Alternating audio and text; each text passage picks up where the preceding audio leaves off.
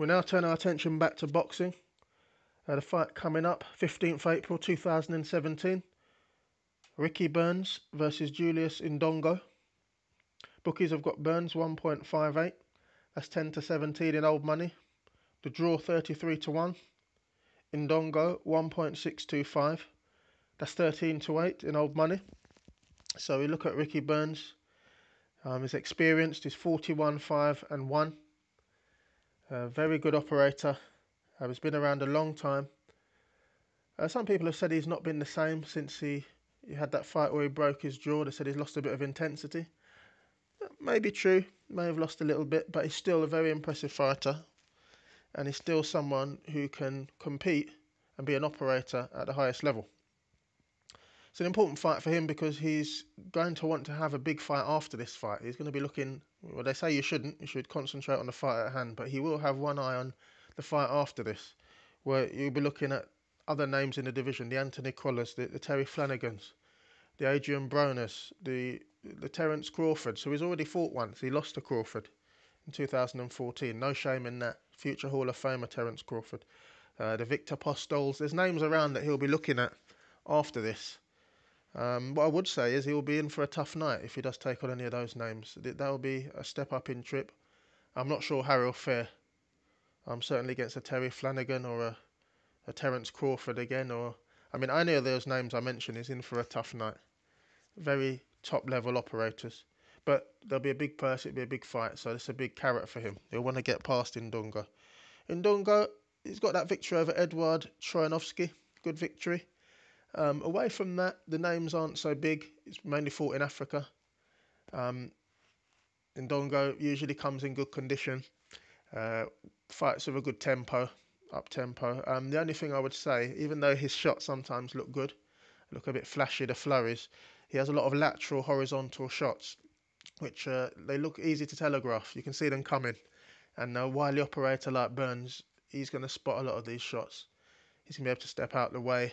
Indongo will have to think about that and adjust mid-fight. If he's missing his shots, he'll have to think about that because Burns, wasn't born yesterday. He's been around a long time, very experienced, 33 years of age now. So coming in with shots that are easy to telegraph or predict, it's not going to get it done. So he'll have to look at that. But he definitely brings a lot. I've heard some people have picked him. So he obviously brings some things.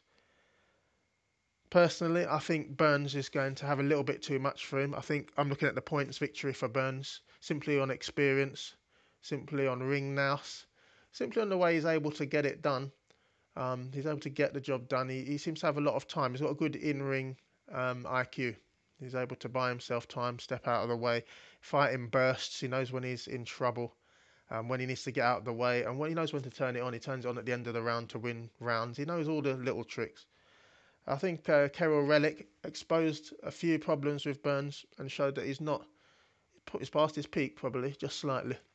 Relic, who some people said won the fight, a lot of people cried foul and said that the judges were a bit lenient and a bit biased towards Burns. So that's an opinion. I think Relic has a lot more to offer, so we should see him again. That was a good fight. But I think as far as this fight goes, I don't think Indongo will present such a big challenge as Relic did, the Ricky Hatton-trained Kerrol Relic. I definitely see Burns pulling this one out.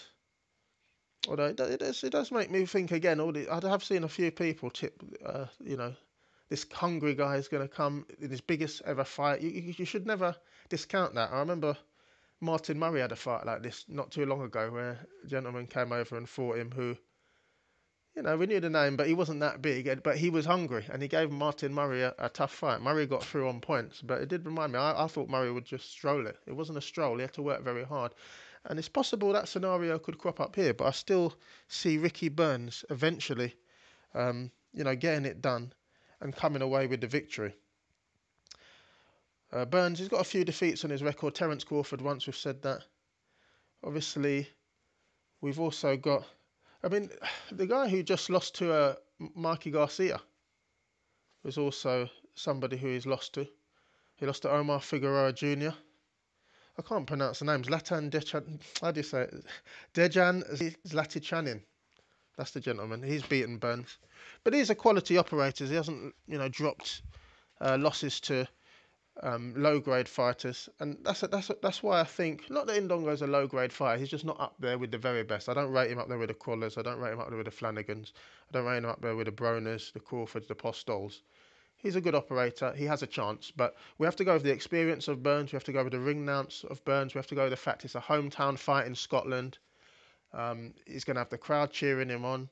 Will there be bias from the judges? We hope not, but you always talk about hometown decisions. So we're going to side with Ricky Burns here at 1.58. That's 10 to 17 in old money. Useful in an accumulator, or however you wish to use it. If you want to put a few units down and lay the juice, that's up to you. But whatever decision you make, good luck.